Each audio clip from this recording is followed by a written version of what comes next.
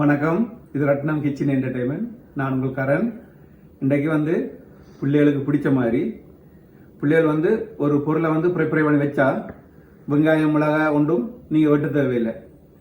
வெங்காயம் நான் இப்போ காட்டுவேன் பாருங்க. வெங்காயம் உள்ளியும் செய்து வச்சா அது 2 கிழமைக்கு நீங்கள் ஃப்ரிட்ஜில் வச்சு எடுக்கலாம்.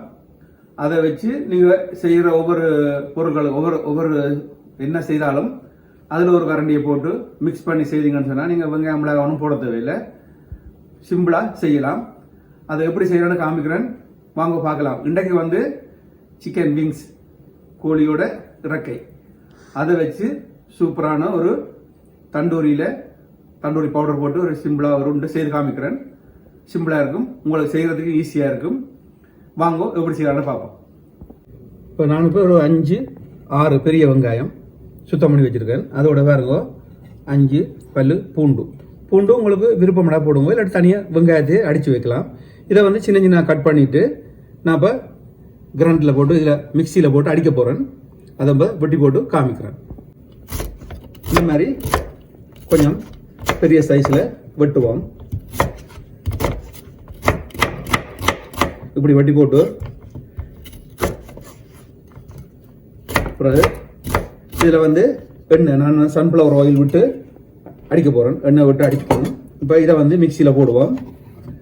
இந்த மாதிரி எல்லாத்தையும் இப்போ மிக்சியில் போடுவோம். நான் எல்லாத்தையும் போட்டுட்டு உங்களுக்கு காமிக்கிறேன். அது மாதிரி இந்த உள்ளியையும் சின்னதாக கட் பண்ணிட்டு போடுவோம். ஏன்னு சொன்னால் உள்ளி அதில் அரைப்படாமல் பெரிய துண்டாகவே இருக்கும். அதனால் சின்னதாக இந்த மாதிரி கட் பண்ணி போட்டு போடுவோம். நான் எல்லாத்தையும் போட்டுட்டு உங்களுக்கு காமிக்கிறேன். இப்போ இந்த மாதிரி வெட்டி எடுத்துட்டு பாருங்க, அரைக்கிறதுக்கு போட்டுட்டேன். இதோட கொஞ்சம் எண்ணெய் விடுவோம்.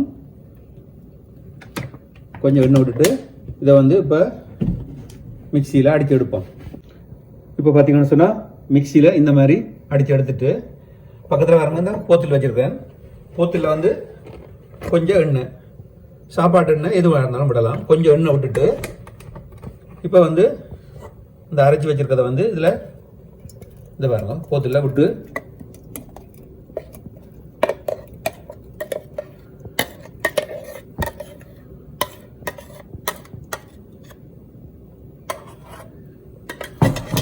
பாருங்க, போத்தில் இந்த மாதிரி விட்டுட்டு இதுக்கு மேலே மறுபடியும் கொஞ்சம் எண்ணெய் மேலே விட்டுட்டீங்கன்னு சொன்னால் பழுதாகாமல் இருக்கும். நீங்கள் 2 கிழமைக்கு தாராளமாக வச்சு பாவிக்கலாம். தேவையான போது எவ்வளோ பாவிக்கணுமோ 1 கரண்டியோ 2 கரண்டியோ எடுத்துட்டு மூடி வடிவாக ஃப்ரிட்ஜில் வச்சுட்டீங்கன்னு சொன்னால் அது பாட்டுக்கு இருக்கும். இப்போ இதை வச்சு நான் கோழியோட இறக்கை, அதாவது சிக்கன் விங்ஸ், அது இதையும் போட்டு தண்டூரி பவுடர் போட்டு பிரட்டி போட்டு எப்படி செய்கிறேன்னு காமிக்கிறேன். இப்போ பார்த்தீங்கன்னா சொன்னால் இந்த சிக்கன் விங்ஸ் கட் பண்ணி எல்லாம் க்ளீன் பண்ணி வச்சுருக்குது. இது உங்களுக்கு செய்கிறதுக்கு ஈஸியாக இருக்கும். அதனால தான் இதை முதல் காமிக்கிறேன். இதில் நான் 1 கரண்டி தண்டூரி பவுடர், பெரிய கரண்டியால் 1 கரண்டி தண்டூரி பவுடர் அதை போட்டுட்டு இப்போ நான் அரைச்சேன் இல்லை, வெங்காயம் உள்ளியும் போட்டு, உள்ளி உங்களுக்கு தேவையில்லைன்னா போட தேவையில்லை. இதில் இந்த மாதிரி 2 கரண்டி வெங்காயம் அரைச்ச அதையும் போடுவோம். போட்டுட்டு இதை மிக்ஸ் பண்ணிடுவோம். சரியா? இந்த மாதிரி ஒன்றுமே தேவையில்லை. ஏன்னா தண்டூரியில் ஏற்கனவே உப்பு இருக்கிறதுனால உப்பு பெருசாக தேவையில்லை. உங்களுக்கு கொஞ்சம் கூட வேணும்னா கொஞ்சம் உப்பு போடலாம், இல்லாட்டி தேவையில்லை. இந்த மாதிரி பிரட்டி போட்டு ஒரு 10 நிமிஷம் வச்சுட்டு பிறகு எப்படி செய்யறேன்னு காமிக்கிறோம். இப்போ பார்த்தீங்கன்னா நான் செய்கிறது 1 கிலோ சிக்கன் விங்ஸில் தான் செய்கிறேன். இதுக்கு பெரிய கரண்டியால் ஒரு 3 கரண்டி எண்ணெய் விடுவோமா. விட்டுட்டு எண்ணெய் கொதிச்சு வந்தோடனே பாருங்க, சட்டி நல்லா சூடாக இருந்துச்சு, அதனால எண்ணெய் சுட்டுரும். நான் பெருஞ்சீரகம் கொஞ்சம் போடுறேன். பெருஞ்சீரகம் உங்களுக்கு பிடிக்கலன்னு சொன்னால் போட தேவையில்லை. நான் ஒரு கொஞ்சம் பெருஞ்சீரகம் போடுறேன். அதே சொன்னால் கொஞ்சம் அந்த வாசம் ஒரு டேஸ்ட்டு வித்தியாசமாக இருக்கும். அதனால தான் பெருஞ்சீரகம் மட்டும் போடுறேன், வேறு ஒன்றுமே இல்லை. சரியா? பெருஞ்சீரகம் இந்த பொன்னிறமாக வந்தோடனே இப்போ இந்த புரட்டி வச்சு சிக்கனை போடுவோம். மிகவும் சிம்பிளாக செய்யலாம். நல்லா இப்போ இப்படி செய்து விட்டுட்டு விடுங்கோ. கொஞ்சம் எண்ணெயில் நல்லா வெந்து வரும். அப்புறம் திருப்பி விடுவோம். இப்போ பார்த்தீங்கன்னா பாருங்க வேக விட்டுட்டேன். இப்போ திருப்பி விடுவோம். பாருங்க நல்லா வெந்து வருது. அடுப்பை ஒரு விதமான கணக்கான சூட்டில் விடுங்க. ஆக கூட்டி விடாமல், ஏன்னா பின்பக்கம் அப்புறம் கருகி போயிடும். இந்த மாதிரி எல்லாத்தையும் திருப்பி விடுவோம். மற்ற பக்கம் வேகட்டும்.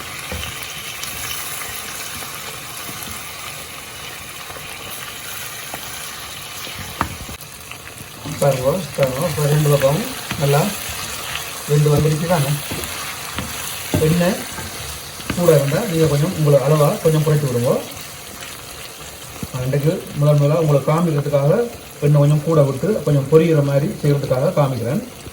இதோட நான் அந்த முதல் பிரட்டி வச்சிருந்த அந்த போல் இருக்குல்ல, அதில் கொஞ்சம் தண்ணி விட்டு அதையும் இதில் விடணும். விட்டால் பொரிஞ்சு பிறகு அது கொஞ்சம் தண்ணி விட்டோன்னே வேகும். வெந்து வரைக்கும் பிறகு நான் கடைசி இன்னொரு ஐட்டம் போடுவேன். அதையும் உங்களுக்கு காமிக்கிறேன். உங்களுக்கு பொரியலாக வேணும்னு சொன்னாலும் இப்படி பொரித்து இந்த மாதிரி எடுத்து நீங்கள் சாப்பிடலாம். மற்றது நீங்கள் சோறோடு சாப்பிட்றேன்னு சொன்னால் நானும் பாருங்க இதில் கொஞ்சம் தண்ணி விடுறேன். தண்ணி விட்டு வடிவாக கிளறி போட்டு ஒரு 10 நிமிஷம் மிதமான சூட்டில் மூடி விடுவோம். அப்போ பொரிஞ்சதுக்கு பிறகு உள்ளே வெந்து நல்லா வரும். சரியா? இப்போ பார்த்தீங்கன்னு சொன்னால் 10 நிமிஷம் ஆச்சு. இந்த பாருங்க கோழி பொரிஞ்சு வெந்து பாருங்க இந்த மாதிரி பாருங்க. தண்ணி உங்களுக்கு சோஸும் இருக்குது. அதோட கோழியும் நல்லா வெந்து வந்துருச்சு. இன்னொரு கொஞ்சம் நேரம் விடலாம். நான் இப்போ இதுக்கு என்ன செய்ய போகிறேன்னு சொன்னால் பார்த்தீங்கன்னு சொன்னால் சோளம் மாவு. இங்கே பாருங்க சோளம் மாவு ஒரு கரண்டி எடுத்துருக்கிறேன். அதை கரைச்சி போட்டு இதில் விட போகிறோம். விட்டால் கொஞ்சம் உருக்கமாக இருக்கும். நீங்கள் சோறில் கலந்து சாப்பிடுறது டேஸ்ட்டும் இருக்குது. அதே நேரத்தில் நல்லா இருக்கும். அதனால் சோளம் மாவு கரைச்சி போட்டு விடுவோம். இப்போ பாருங்க நல்லா இதமாக வெந்திருக்கு. இப்போ இந்த சோளம் மாவு கரைச்சி வச்ச சோளம் மாவை விடுவோம். சரியா? விட்டுட்டு சோளமா விட்டால் பாருங்கள் இந்த சோஸ் இருக்குல்ல, இந்த குழம்பு அது கொஞ்சம் இறுக்கமாக வரும். டேஸ்டாகவும் இருக்கும். பாருங்கள் இந்த மாதிரி. இப்போ அடுப்பை நல்லா குறைச்சி போட்டு ஒரு 3 நிமிஷம் மூடி விட்டிங்கன்னு சொன்னால் காணும். இப்போ பார்த்தீங்கன்னு சொன்னால் இப்போ அருமையான சிக்கன் விங்ஸ் தண்டூரி போட்டு சோஸ் அருமையாக வந்திருக்கு. சிம்பிளாக செய்யலாம். உங்களுக்கு பிடிக்கும். வாங்க இப்போ ஒரு பவுல் எடுத்து போட்டு காமிக்கிறேன். இப்போ பார்த்தீங்கன்னு சொன்னால் சிக்கன் விங்ஸ் தண்டூரி போட்டு சோஸ் மாதிரி லைட்டான சோஸ் தான். வேறு ஒன்றுமே போடல. நீங்கள் பார்த்துருப்பீங்க. உங்களுக்கு சுலபமாக செய்கிறதுக்காக தான் இதை செய்திருக்கிறேன். பாருங்க உங்களுக்கு பிடிக்கும். சோறு தனியாக சோறோடையே சாப்பிடலாம். இந்த அவசரமான உலகத்தில் அந்த நேரத்துக்கு ஏற்ற மாதிரி நாங்கள் சாப்பாடையும் செய்து சாப்பிட்றோம் தானே. அதனால தான் உங்களுக்கு சுலபமாக செய்கிற மாதிரி இந்த சாப்பாடை போட்டுக்கிறேன். பிடிக்குமென்னு நினைக்கிறேன். பிடிச்சிருந்தா லைக் பண்ணுங்க, ஷேர் பண்ணுங்க, சப்ஸ்கிரைப் பண்ணுங்க. மீண்டும் இன்னொரு வீடியோவில் சந்திப்போம். பாய்.